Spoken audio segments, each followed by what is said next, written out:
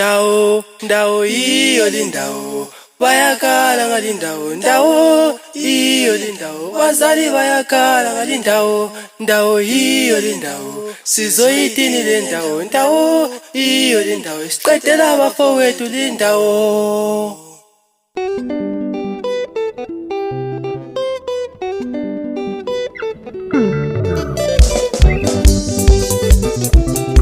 Lastela wanole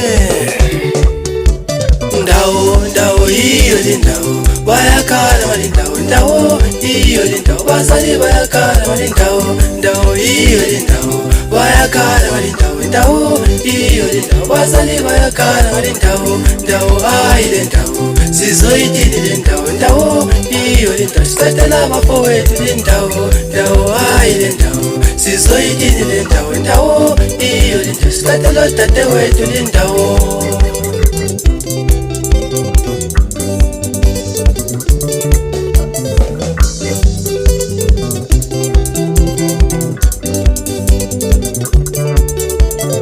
Wakala badala ngalindawo madoda wathi kusegoli mabesitsho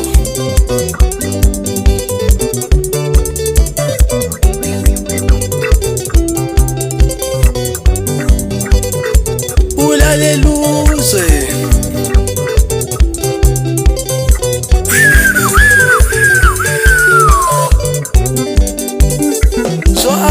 zokuthithini umali wami kuwabhizi madoda.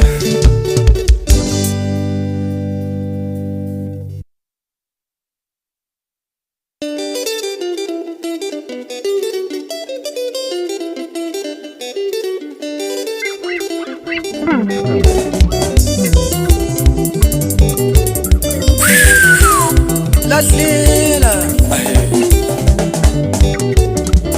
uyakala luma ukala ngaligoli imdatela abantu bakho sawuye ekhaya. Uyakala luma ukala ngaligoli imdatela abantu bakho sawuye ekhaya. Uyakala luma ukala ngaligoli imdatela abantu bakho sawuye ekhaya.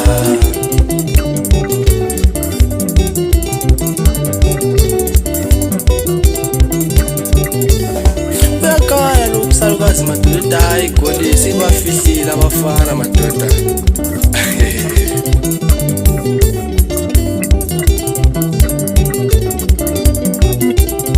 Loba kunjalo khona amajita afana nabomthaza madoda bona beduze.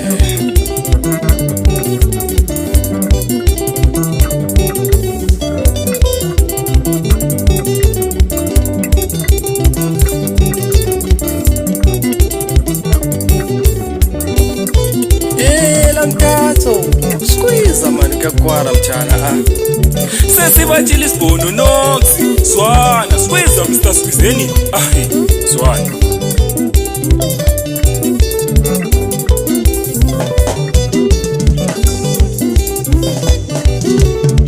usulesikhathi eside mfowethu usulesikhathi eside udlele egoli ngithi lesikhathi eside mfowethu usulesikhathi eside udlele egoli angithi ubaba uyakudinga ekhaya angithi umama uyakudinga ekhaya usulesikhathi eside mfowethu usulesikhathi eside udlele egoli angithi umama uyakudinga ekhaya angithi ubaba uyakudinga ekhaya sesibathile isibulo uthini umdala wami amathi madoda anomnikosi madala yela kasi womjita sambe sebabona number 1 ew tobutu madoda alright mshana babayi ibadi yena watesuka ngakiyo watembisa esuka ngakiyo watembisa wathi uzabuya ekhaya ngatholi imali. Ibadi yena watesuka ngakiyo watembisa esuka ngakiyo watembisa wathi uzabuya ekhaya ngatholi imali.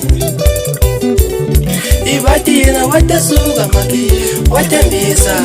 esuka ngakiyo watembisa wathi uzabuya ekhaya ngatholi imali. Wathi wathembisa wathi uzabuya ekhaya manje sehlezi Joe segoli.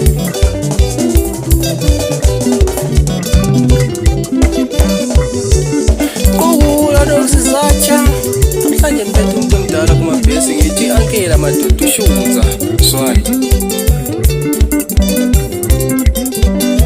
iyenzani ngalo ivuma itanji samasokumele kulinyala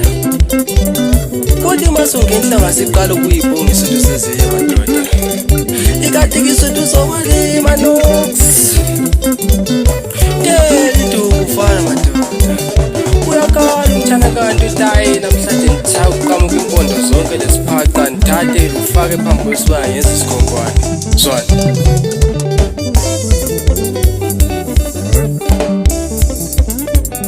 iyaqala lindaba madoda kwabuya kuyindoda layo fokaduku bekhala madoda mana sake simuze ukuthini lahlela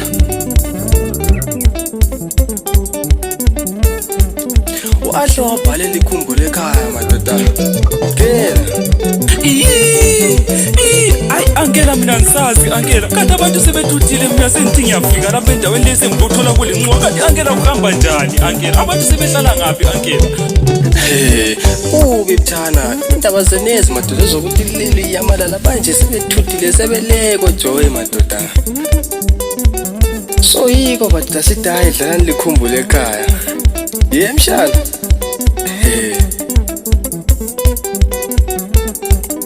lahlela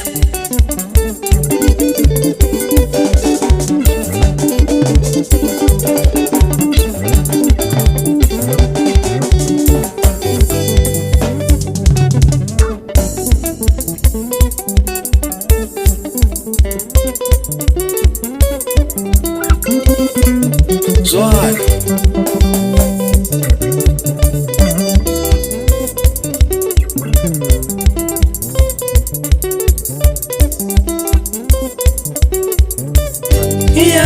kuningi obhekana lapho egoli iyazi baningi bahlotshele egoli bathi buye ekhaya okhulele khona abanye mabeza usalela thina sokubiza amasalela abanye mabeza usalela thina sokubiza amasalela abanye mabeza usalela thina sokubiza amasalela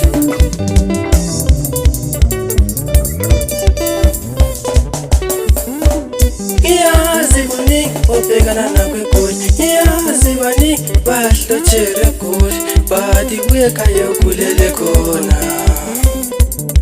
abanye mabeza usalela thina sokubiza amasalela abanye mabeza usalela thina sokubiza amasalela abanye mabeza usalela thina sokubiza amasalela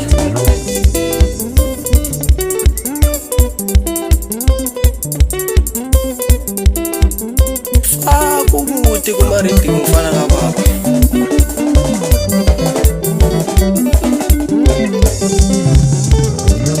alubozifana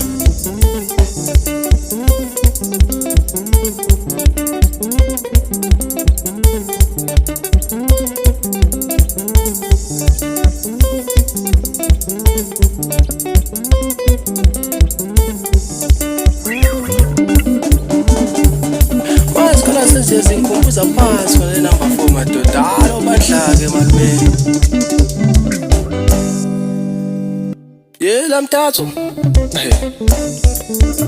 squeeze Mr Squeezeni zwala December lo awubazobuya abantu emakhaya December lo awubazobuya abantu emakhaya December lo awubazobuya abantu emakhaya December lo awubazobuya abantu emakhaya December lo awubazobuya abantu emakhaya December lo awubazobuya abantu emakhaya bazobuya angela bonke abangafuniyo abahleli egoli laphana yena kahle mjina ngiphethe unox kuma redeem kuma lead zwana police agent angela wami zwana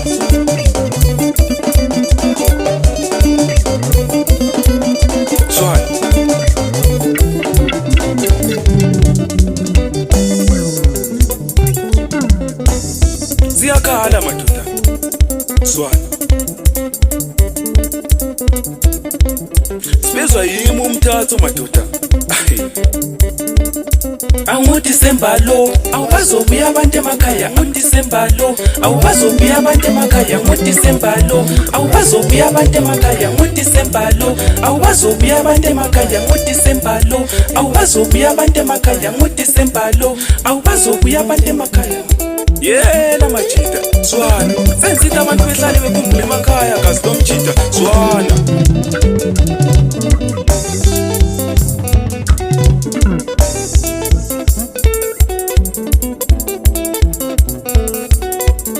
hlalani likhumbule emakhaya lina hlalani likhumbule ovela khona hlalani likhumbule emakhaya lina hlalani likhumbule ovela khona hlalani likhumbule emakhaya lina hlalani likhumbule ovela khona hlalani likhumbule emakhaya lina hlalani likhumbule ovela khona bathi noma ubuya ngaphi madoda uyatsho gazi lomjida noma ubuya endaweni zabolubalo onkayi endaweni zabokhezi khona leGwanda yonke indawo imalahleli yabusigudile labo sotholotho khona le lalabe ukuphuma kona ezimalahleli emlamphini madoda zwana yela gazi lomjida squeeze Mr. Squeezeni siyachaya madoda lunyaka kuyadilikela intaba zokhahlamba impethu umdala wami ushudza kumabhesi madoda zwana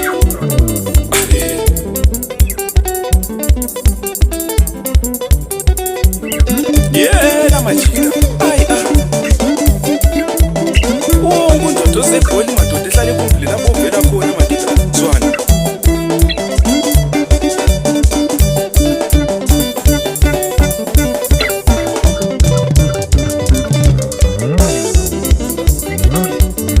yela ankela kanti uyenza njani kazi lomjida uzangiqamula ikolo mani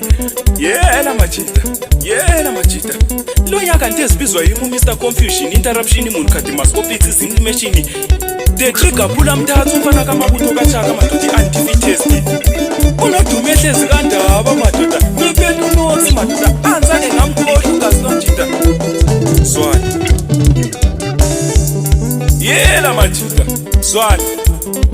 uthini umalumama uncube phansi kona le mathingi emadoda sikhala madoda